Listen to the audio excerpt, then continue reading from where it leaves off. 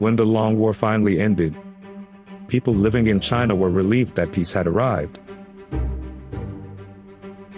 People whose lives had been destroyed by the war longed for a stable life. So they were very happy about the end of World War II. At that time, the ruling party in China was the Nationalist Party. During the war, they declared that they would implement constitutional government once the war ended. The term constitutional government is used in the nation-building plan devised by Sun Yat-sen, the father of the Chinese Revolution. His plan called for the creation of a new nation through 3 stages: military administration, political tutelage, and constitutional government. First, the military will take the lead in unifying the country, and then the Nationalist Party will take the lead in establishing a foundation.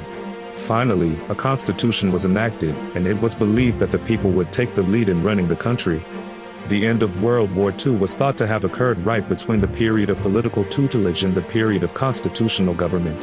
China was on the verge of transitioning to a constitutional government era. During the war, the Nationalist Party and the Communist Party cooperated in opposing Japan within China, so relations between the two parties were relatively good. As a result, the Nationalist Party's policy of transitioning to a constitutional government era received a certain amount of support from the Communist Party. Thus, a meeting was held between Chiang Kai-shek of the Nationalist Party and Mao Zedong of the Communist Party in Chongqing, the base of the nationalist government. This is the Chongqing Conference.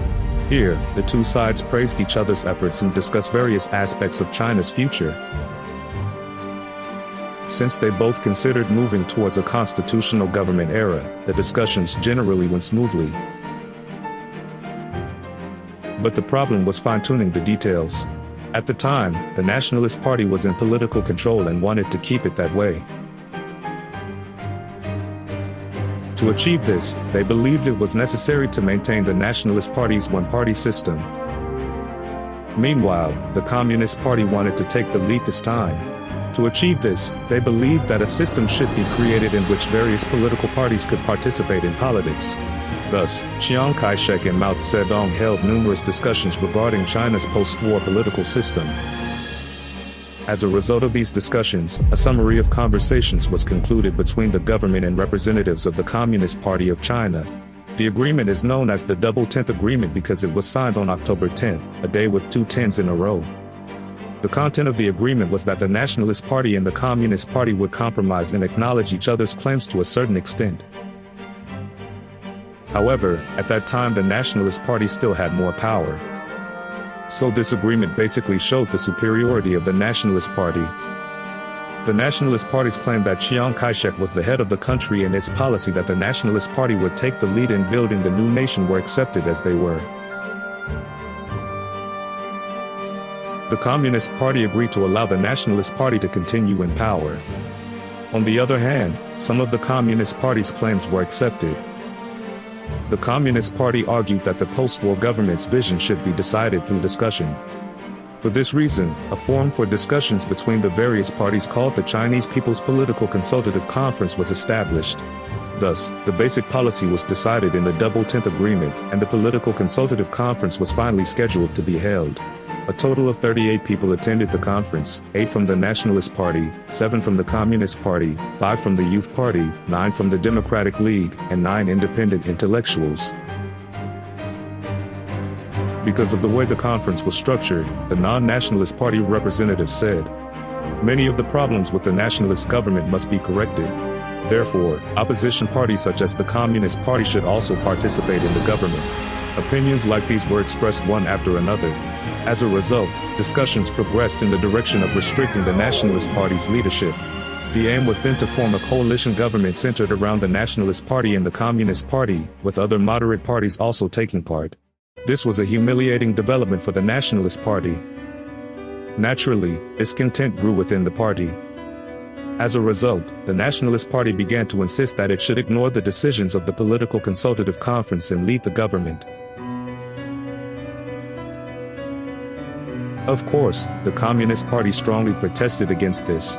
Since the Nationalist Party and the Communist Party each had their own military, armed clashes began to break out in various places. Even under such circumstances, the nationalist government had to proceed with post-war reconstruction. At that time, China was able to secure a certain amount of funds through financial aid it received from foreign countries during the war and income from trade. The nationalist government attempted to use this abundant capital to promote economic recovery through trade.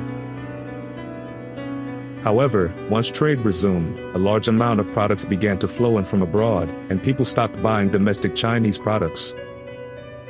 Furthermore, it was difficult for China to export its products abroad, resulting in a huge trade deficit. As a result, dissatisfaction with the nationalist government's economic policies grew within China, and trust in the government gradually eroded. In response, the Communist Party initiated sweeping land reform in the areas it controlled. At that time in China, the structure of landlords who owned the land and the peasants who made a living by cultivating the land continued to exist. However, this system meant that farmers were exploited by landlords, and the gap between rich and poor continued to widen. To solve this problem, the Communist Party confiscated land from landlords and distributed it to the peasants. This land reform has been a great success. As the farmers acquired land, they gradually began to support the Communist Party, and a system of cooperation with the party was established. As people's support shifted from the Nationalist Party to the Communist Party, northeastern China became an important region. This was because Mao Zedong, who was in Yan'an, the base of the revolution, decided on a new strategy of advance north, defend south. This was a policy to reduce the Communist Party forces in Yan'an to the bare minimum and send the remaining troops north to secure a base for the revolution. This meant establishing an independent local government in the northeastern region and focusing on defense against the nationalist government in the south. Mao Zedong thus moved his troops to the northeast, an area occupied by the Soviet army. Soviet troops continued to work in the area to secure production facilities that Japan had built during the war. However, their presence continued for too long, and the residents began to become dissatisfied and wanted them to leave immediately. Under these circumstances, the United States pressured the Soviet Union, saying, "The withdrawal deadline has already passed, so withdraw your troops quickly." As a result, the Soviet troops reluctantly began to withdraw. However, at that time, the Soviet Union decided that it had become difficult to manage production facilities jointly with the nationalist government, and effectively reversed its policy. Officially, the Soviet Union recognized the nationalist government as the official Chinese government. Meanwhile, the Soviet Union tolerated the Communist Party's advance into the region and demanded that they advance into areas where Soviet troops were withdrawing. In other words, the Soviet Union supported the Communist Party in the north, and the United States supported the Nationalist Party in the south. Thus, the conflict structure of the Cold War between East and West was born. Chiang Kai-shek then mobilized the Nationalist Party army and ordered a full-scale invasion of Communist Party-controlled areas in the northeast. Thus began the Chinese Civil War once again.